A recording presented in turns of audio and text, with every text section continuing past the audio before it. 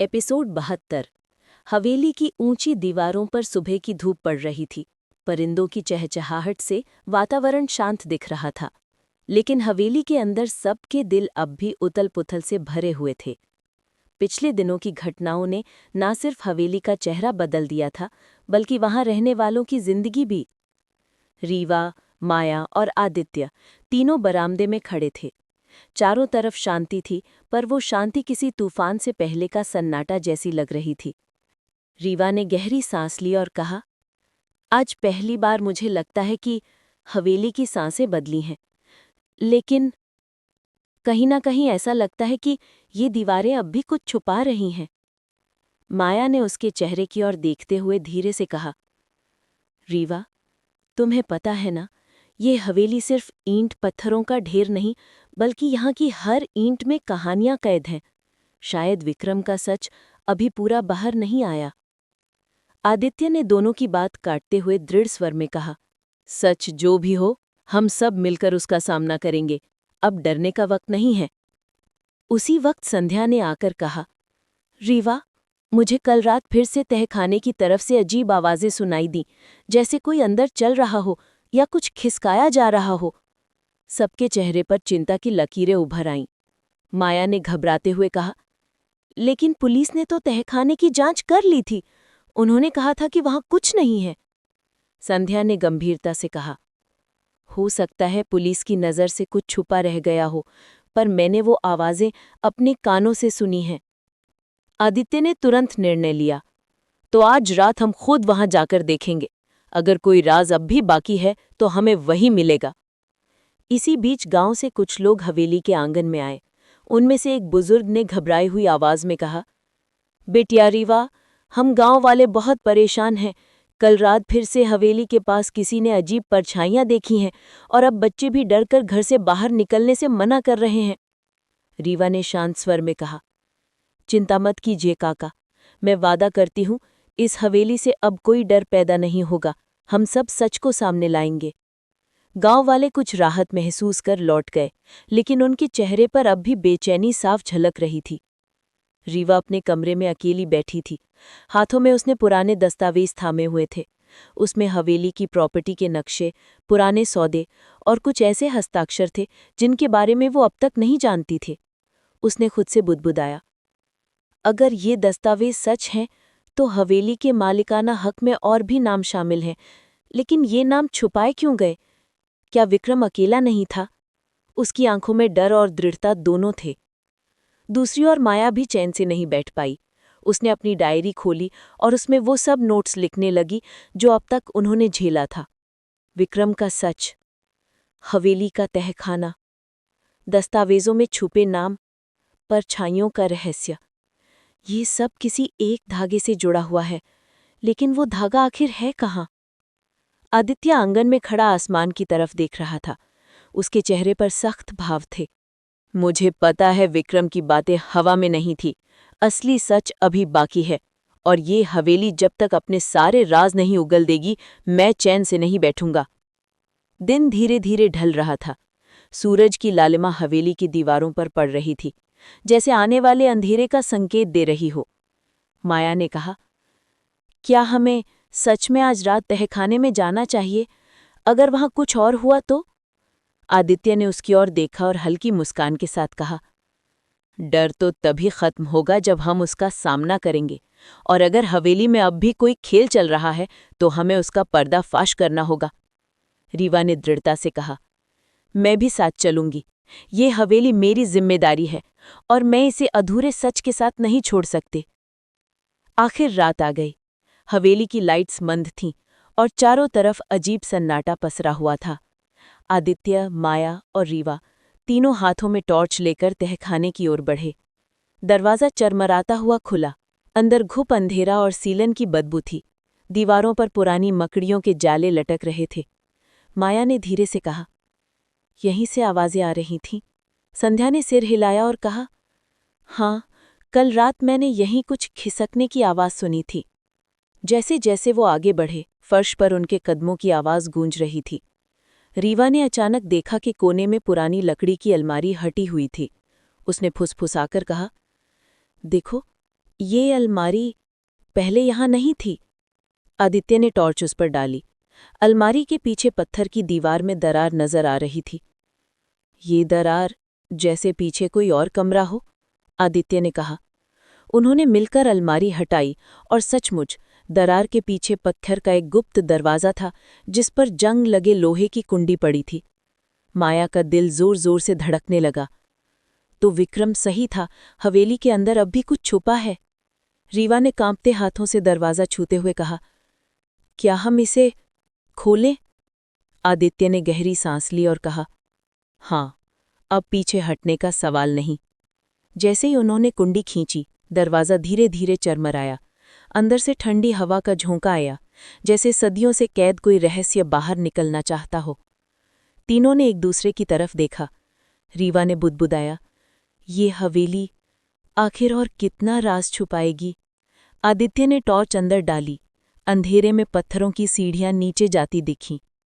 माया ने कांपती आवाज में कहा, तो असली खेल अभी शुरू हुआ है। हवेली की दालान में कदम रखते ही माहौल भारी लग रहा था। बाहर आंधी का शोर था, लेकिन भीतर का सन्नाटा उससे भी ज्यादा बेचैन कर देने वाला।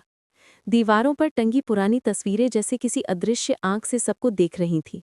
आरव और रोहन दोनों सतर्क निगाहों से चारों ओर देख रहे थे, जबकि माया के कदम धीमे और सोच समझकर बढ़ रहे थे।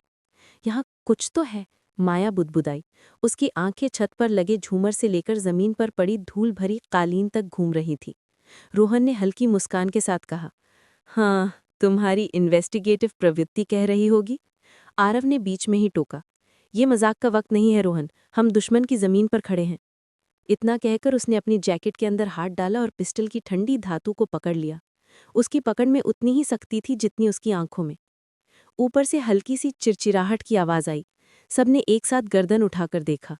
टूटी फूटी लकड़ी की सीढ़ियां अंधेरे में जैसे किसी रहस्य को छुपाए खड़ी थीं। कोई ऊपर है, माया ने धीमे से कहा। आरव ने इशारे से सबको चुप कराया और आगे बढ़ा। हर कदम पर फर्श की लकड़ी चरमराती, जैसे हवेली खुद भी उनकी मौजूदगी से असहज हो। ऊपर पहुंचते ही उन्हें एक लंबा गलियारा दिखा जिसके दोनों ओर जर्जर दरवाजे लगे थे। दीवारों की पपड़ी उखड़ी हुई थी और नमी से बदबू आ रही थी। रोहन ने धीरे से कहा, यह हवेली तो कब की खंडहर हो चुकी है, लेकिन लगता है इसे जानबूझकर ऐसे रखा गया ताकि कोई शक न करे। माया ने अपनी नोटबुक निकाली और धीमे से लिखा, पुराना लेकिन सक्रिय ठिकाना। आरव ने सबसे पहले दाएं हाथ का दरवाजा खोला।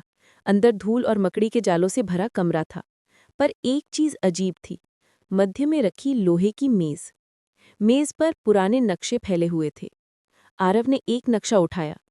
उस पर कई लाल निशान बने हुए थे, कहीं गांव, कहीं शहर और कहीं रेलवे स्टेशन।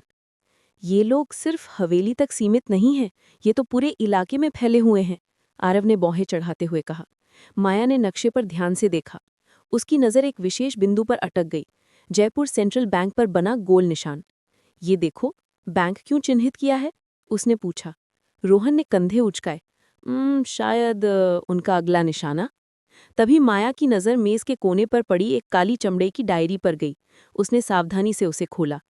अंदर लिखी तारीखें और नोट्स किसी योजना का हिस्सा लग रहे थे।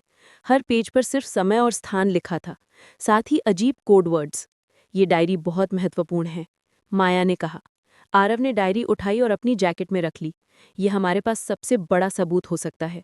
अचानक पीछे से दरवाज़ा जोर से बंद हो गया। तीनों चौंक कर मुड़े। गलियारे में गहरी परछाई हिली। आरव ने तुरंत पिस्टल तान दी। कौन है वहां? कोई जवाब नहीं आया। सिर्फ हवा का ठंडा झोंका अंदर आया और दीवार पर टंगी पुरानी तस्वीर हिल गई। धीरे से बुदबुदाया, ये जगह मुझे डरावनी फिल्म की तरह लग रही है। माया ने दृढ़ स्वर में कहा, डरावनी फिल्म हो या हकीकत, हमें आगे बढ़ना ही होगा। गलियारे के अगले कमरे का दरवाज़ा आधा टूटा हुआ था। जब उन्होंने धक्का देकर खोला तो एक बदबू ने उनका स्वागत किया। कमरे के बीचों बीच लोहे की कुर्सी पड़ी थी जिस पर जंग और सूखे खून के धब्बे लगे थे। माया का चेहरा पीला पड़ गया। ये किसी को यहाँ कैद करके रखा गया था।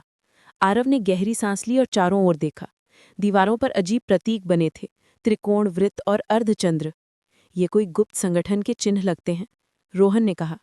माया ने एक दीवार की तरफ इशारा किया जहां लिखा था, अगला चरण 14 तारीख, सब तैयार रहें। अचानक कमरे की खिड़की के बाहर से किसी के भागने की आहट आई। आरव बिना देर किए खिड़की की ओर लपका। बाहर आंगन में काले कपड़ों में लिपटा एक आदमी तेजी से भाग रहा था। रुको! आरव ने चिल्लाया और गोली दाग दी। गोली आदमी के पास जमीन में लगी पर वो झट से दीवार कूदकर भाग निकला। रोहन ने कहा, लगता है उसने हमें देख लिया था। माया ने चिंता से कहा, इसका मतलब है अब उन्हें पता चल गया कि हम यहाँ तक पहुँच गए हैं। गलियारे के अंत में उन्हें एक भारी लोहे का दरवाज़ा दिखा। उस पर बड़ा ताला जड़ा था। आरव ने जोर लगाया पर दरवाज़ा नहीं खुला। रोहन ने अपने बैग से लॉक पिक निकाली। तुम्हें ये सब कब से आता है? माया ने हैरानी से पूछा। रोहन मुस्कुराया, कभी कभी मेरा अतीत काम आ ही जाता है। कुछ मिनट की मशक्कत के बाद ताला खुल गया। दरवाज़ा खड़खड़ाहट के साथ खुला और उनके सामने अंधेरा तहखाना था। जैसे ही वो सीढ़ियों से नीचे उतरे, ठंडी हवा के साथ फफूंद की गंध नाक में घुस गई। तहखाने में दर्जनों लकड़ी के बक्से रखे थे। आरव ने एक बक्सा खोला, उसमें हथियारों का ज़खिया था, बंदूकें, ग्रेनेड और बारूद। माया की आंखें चौड़ी हो गईं। ये तो युद्ध की तैयारी जैसा है। रोहन ने दूसरे बक्से को खोला। उसमें नकली पासपोर्ट और पहचान पत्र थे। ये लोग कई नामों से घूम रहे हैं, उसने गंभीर स्वर में कहा। लेकिन सबसे चौंकाने वाली चीज तहखाने के कोने में मिली एक बड़ा पिंजरा जिसमें पुराने कपड़े और टूटी चेन पड़ी थी। माया ने कांपती आवाज में कहा, यहाँ इंसानों को बंदी बनाया जाता था। तभी तहखाने की दीवार पर लटके पुराने टेलीफोन से घंटी बजी। तीनों चौंक गए। आरव ने हिम्मत करके रिसीवर उठाया। दूसरी ओर से भारी आवाज आई, तुम लोग बहुत दूर आ गए हो, लेकिन यहां से जिंदा वापस नहीं जा पाओगे। लाइन कट गई। माया ने धीरे से कहा, इसका मतलब है वो लोग हमें देख रहे हैं हर वक्त। आरव ने गहरी सांस ली और बोला, हमें तुरंत यहां से निकलना होगा, लेकिन यह सबूत भी हमारे पास सुरक्षित रहना चाहिए। माया ने डायरी को कसकर पकड़ लिया। ये डायरी सबकी पोल खोल देगी। रोहन ने हथियारों वाले बक्से की तरफ देखा। हम इन्हें नष्ट कर सकते हैं ताकि इनके प्लान पर चोट लगे। आरव ने सिर हिलाया, नहीं, अभी नहीं। हमें पहले अपने पास सुरक्षित तरीके से निकलना होगा। तीनों वापस ऊपर की ओर बढ़े, पर इस बार हवेली की दीवारें जैसे उन्हें रोकने लगी। दरवाजों की चरमराहट, हवा की सीटी और दूर से आती अजीब आवाजें माहौल को और खतरनाक बना रही थीं। जब वे मुख्य दालान में पहुंचे तो अचानक सामने से 3 नकाबपोश आदमी प्रकट हुए। अब मजा आएगा, रोहन ने होंठ भींचते हुए कहा। आरव ने पिस्टल तान दी। माया ने डायरी को अपने सीने से लगाया। हवेली के अंदर अब टकराव तय था। हवेली के दालान में माहौल अचानक बदल गया था। जहां कुछ क्षण पहले सिर्फ सन्नाटा और डरावनी आहटें थीं, अब वहां 3 नकाबपोश लोग खड़े थे। उनके हाथों में तेज धारदार हथियार चमक रहे थे। उनके कदमों की धमक गूंज रही थी, मानो हवेली की पुरानी दीवारें भी चेतावनी दे रही हों। आरव ने बिना एक पल गवाई पिस्तौल तानी। उसकी आवाज में ठंडापन और गुस्सा था।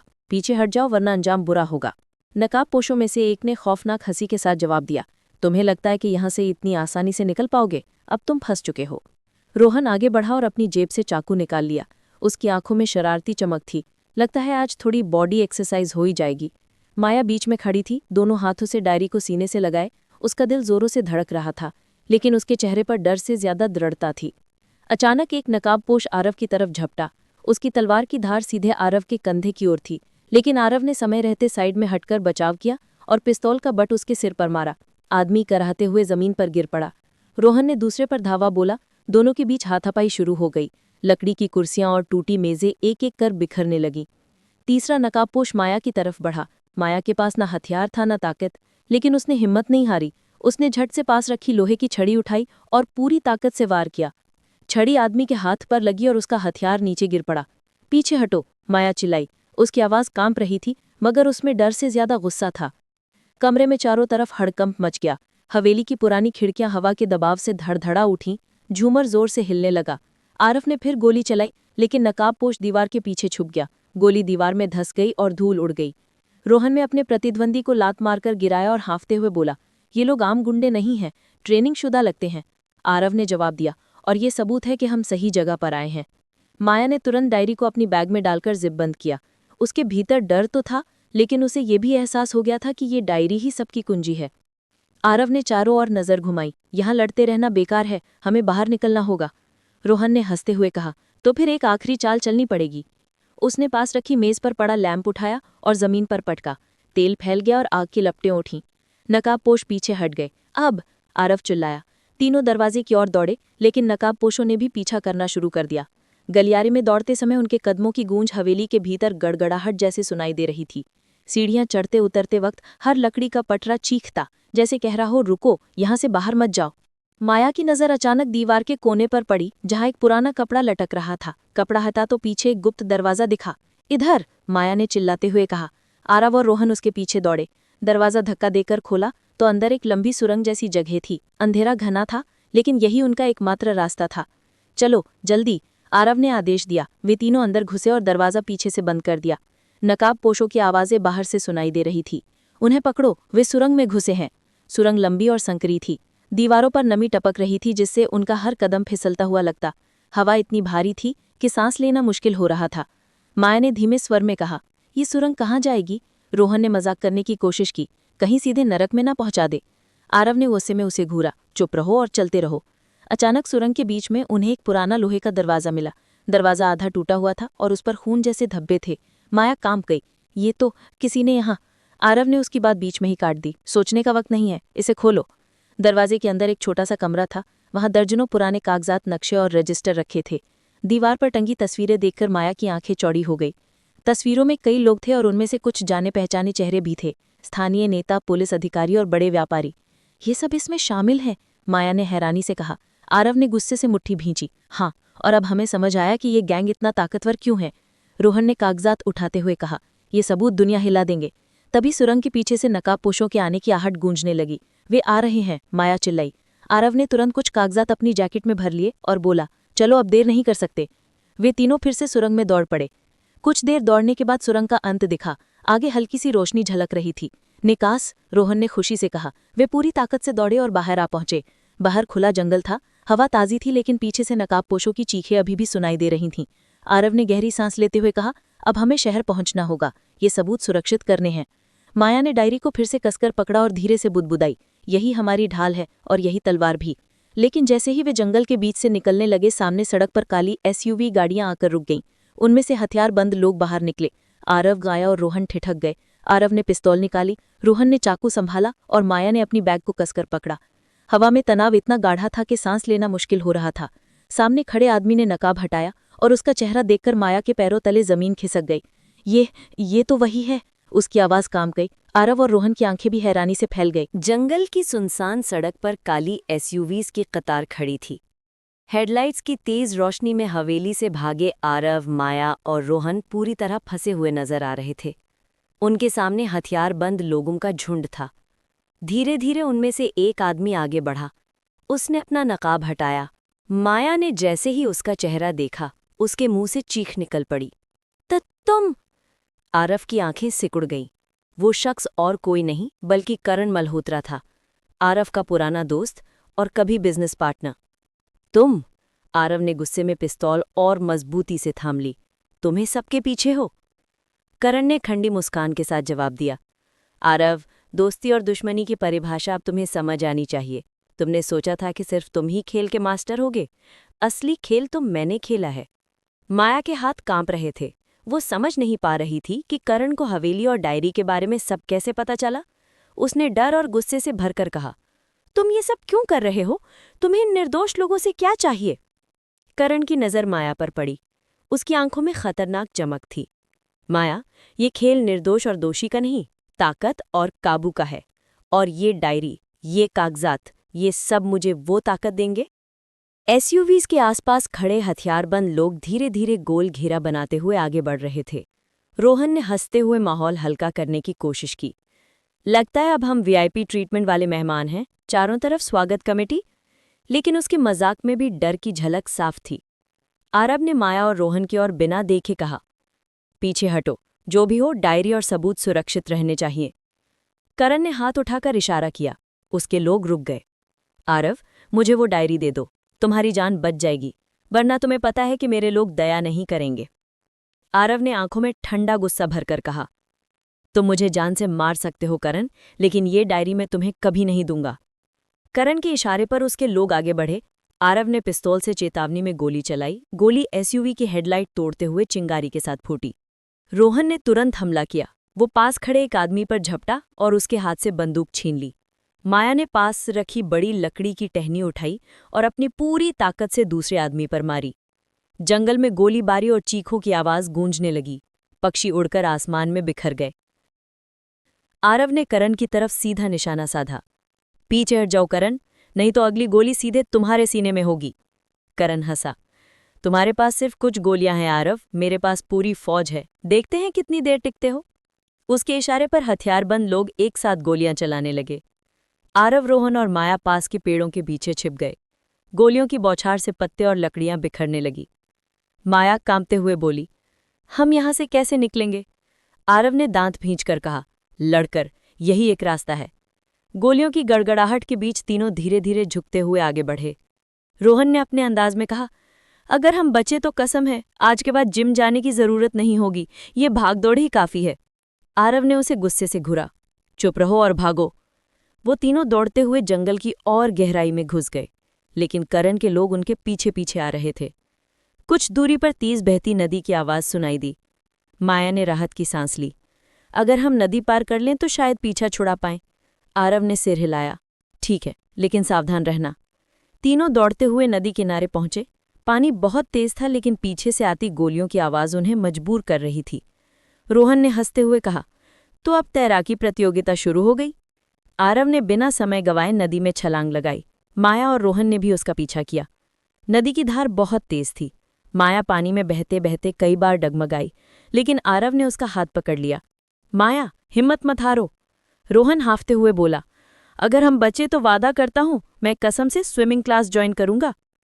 कठिनाई से तीनों नदी पार करके दूसरी ओर पहुंचे। वो थक कर जमीन पर गिर पड़े, लेकिन जिंदा थे। जैसे ही उन्होंने राहत की सांस ली, सामने से टॉर्च की तेज रोशनी आई। पेड़ों के बीच से पुलिस की गाड़ियां निकलती दिखीं। माया की आंखों में उम्मीद चमकी, पुलिस, हमें बचा लिया गया। लेकिन आरव का चेहरा अचानक कठोर हो गया। इतनी जल्दी मत खुश हो माया। गाड़ियां पास आकर रुकीं। उनमें से एक इंस्पेक्टर बाहर निकला। उसका चेहरा तस्वीरों में देखे गए नेताओं और अधिकारियों जैसा ही था। करण भी एसयूवी से निकलकर वहां पहुंच गया। उसने तिरछी मुस्कान के साथ कहा, आरव, अब देखो पुलिस भी मेरे साथ है, अब कहाँ भागोगे? माया का दिल टूट गया। वो समझ गई कि भ्रष्ट सिस्टम उनकी मदद करने वाला नहीं है। उसकी आंखों में आंसू आ गए। तो अब कोई उम्मीद नहीं बची? आरव ने उसकी ओर देखकर दृढ़ स्वर में कहा, उम्मीद तब तक रहती है जब तक हम हार नहीं मानते। पुलिस और करण के लोग दोनों तरफ से गोल घेरा बनाकर खड़े हो गए। आरव ने पिस्तौल संभाली, रोहन ने चोरी की बंदूक उठाई और माया ने बैग को कसकर पकड़ लिया। हवा में तनाव इतना गाढ़ा हो गया कि सांस लेना मुश्किल हो गया। करण ने आगे बढ़कर कहा, आखिरी बार कह रहा हूं, डायरी मुझे दे दो, वरना ये रात तुम्हारी जिंदगी की आखिरी रात होगी। आरव की उंगलियां ट्रिगर पर कस गईं। तो फिर देखते हैं किसकी आखिरी रात है। और इसी के साथ गोलियों की आवाज जंगल की रात को चीर गई। जंगल में गोलियों की गड़गड़ाहट और चीखों की आवाज गूंज रही थी। आरव, माया और रोहन अपने अपने छिपने के स्थान से बाहर झांक रहे थे। सामने करण मल्होत्रा, उसके लोग और पुलिस का घेरा ऐसा बना हुआ था कि निकलने का कोई रास्ता नजर नहीं आ रहा था। माया की सांसें तेज थीं, उसके हाथ कांप रहे थे, लेकिन उसने खुद को संभाला। आरव, हम अब क्या करेंगे? उसने धीरे से पूछा। आरव ने ठंडी नज़र से आगे देखा। उसका चेहरा डर और गुस्से का मिश्रण था। माया, हमें अपनी समझ और हिम्मत के साथ काम करना होगा। एक भी गलती हमारी आखिरी हो सकती है। रोहन ने पीछे हटते हुए कहा, आरव, अगर हम यहाँ से नहीं निकले तो कोई भी नहीं बचेगा। आरव ने उसकी तरफ देखा और हाथ हिलाकर उसे शांत किया। किसी को डरने की जरूरत नहीं है, हम यहाँ से निकलेंगे, चाहे कुछ भी हो। आरव ने चारों तरफ नज़र दौड़ाई। जंगल के पेड़ों और झाड़ियों का फायदा उठाकर उन्होंने एक योजना बनाई। हम तीनों अलग अलग मार्ग से जाएंगे। माया, तुम इस तरफ जाओ, रोहन तुम दूसरी तरफ। मैं सीधे उनके बीच में जाऊंगा और ध्यान खींचूंगा, समझे? माया ने सिर हिलाया, हाँ, लेकिन अगर हम बिखर गए तो फिर? आरव ने उसके हाथ को थामते हुए कहा, तो हमें वापस मिलना पड़ेगा और हमें मिलकर ही जीतना है। आरव ने गहरी सांस ली और तेज कदमों से आगे बढ़ा। उसने कुछ गोलियां हवाई फायर की, जिससे करण और उसके लोगों का ध्यान खिंचा। माया और रोहन तुरंत अपने अपने रास्तों से पीछे हट गए, झाड़ियों के पीछे छिपते हुए। करण ने अपनी टोपी पर हाथ रखा और हंसते हुए कहा, आरव, तुम्हारी चालाकी मुझे हंसा रही है, लेकिन अब बस कुछ ही समय बाकी है। आरव ने एक पागल हंसी के साथ जवाब दिया, समय? ये वही समय है जो तुम्हारे पनाह में सबसे बड़ा फंसाव है। माया ने अपने अंदर की हिम्मत को जगाया। उसने डायरी को कसकर पकड़ लिया। मैं डरती नहीं, मैं सिर्फ जीतना चाहती हूँ। वो झाड़ियों के पीछे से अचानक बाहर निकली और तेज कदमों से आगे बढ़ी। उसकी आंखों में आग और दिल में उम्मीद की चमक थी। एक आदमी ने उसे रोकने की कोशिश की, लेकिन माया ने लकड़ी की टहनी से हमला कर उसे गिरा दिया। रोहन भी पीछे नहीं रहा। उसने अपने हाथ में एक छोटी बंदूक पकड़ी और करण के लोगों पर गोली चलाई। कुछ लोग पीछे हटे और कुछ घायल हो गए। आरव ने देखा कि उनकी योजना काम कर रही है। शाबाश, अब बस थोड़ा और। लेकिन तभी करण ने अपने मोबाइल से हवाई हेलीकॉप्टर बुला लिया। उसकी आवाज़ में गुस्सा था। ये खेल अभी खत्म नहीं हुआ है। हेलीकॉप्टर आ रहा है। अब ये जंगल तुम्हारे लिए जन्नत नहीं रहेगी। हवा में हेलीकॉप्टर की तेज आवाज़ गूंजने लगी। गाड़ी से नीचे गिरती लाइट और हवा ने जंगल में तफरीह लहरा दी। आरव ने माया और रोहन को इशारा किया, निकलो जल्दी। तीनों तेज कदमों से जंगल की तरफ बढ़े। गोलियां उनके चारों तरफ चल रही थीं। रोहन ने फुसफुसाते हुए कहा, ये तो जैसे फिल्म की शूटिंग लग रही है। माया ने सिर हिलाया, बस रोहन, अभी मस्ती का समय नहीं है, बचना है। तीनों ने वही तेज नदी का रास्ता चुना जिसे पहले पार किया था। पानी की तेज धारा में फिर से छलांग लगी। आरव ने माया को पकड़ा, हिम्मत रखो, बस कुछ ही कदम बाकी हैं। रोहन ने भी अपनी ताकत झोंकते हुए नदी पार की। पानी के अंदर और बाहर तीनों ने अपने शरीर और मन की पूरी ताकत लगा दी। जैसे ही वे दूसरी तरफ पहुंचे, उन्हें एहसास हुआ कि करण और उसके लोग अब हेलीकॉप्टर के जरिए पीछा कर रहे थे। आरव ने अपनी हथेली पसीने से भरी और कहा, ये आसान नहीं होगा, लेकिन हमें लड़ना ही पड़ेगा। माया ने घबराहट के बावजूद कहा, हम हार नहीं सकते। ये डायरी, ये सब कुछ हमारे हाथ में है। करण हेलीकॉप्टर से उतर कर आया। उसकी आंखों में गुस्सा और लालच दोनों झलक रहे थे। आरव, ये आखिरी मौका है। डायरी मुझे दे दो, वरना तुम्हें पछताना पड़ेगा। आरव ने ठंडी नज़र से कहा, तुम्हें पछताने का समय तुम्हें मिलने से पहले ही खत्म हो चुका है। अब तुम्हारा खेल खत्म होता है। गोलियों और हवाई हमले के बीच आरव ने माया और रोहन के साथ मिलकर अंतिम हमला किया। माया ने डायरी को कसकर पकड़ा और रोहन के साथ करण के कुछ लोगों पर हमला किया। आरव ने सीधे करण की तरफ निशाना साधा। करण ने अपने हाथ में बंदूक उठाई, लेकिन आरव की तेजी और साहस के आगे वो पीछे हट गया। आरव ने पिस्तौल की बारीक निशान पर गोली चलाई और करण की बंदूक गिर गई। अब तुम्हारी ताकत खत्म हो गई है।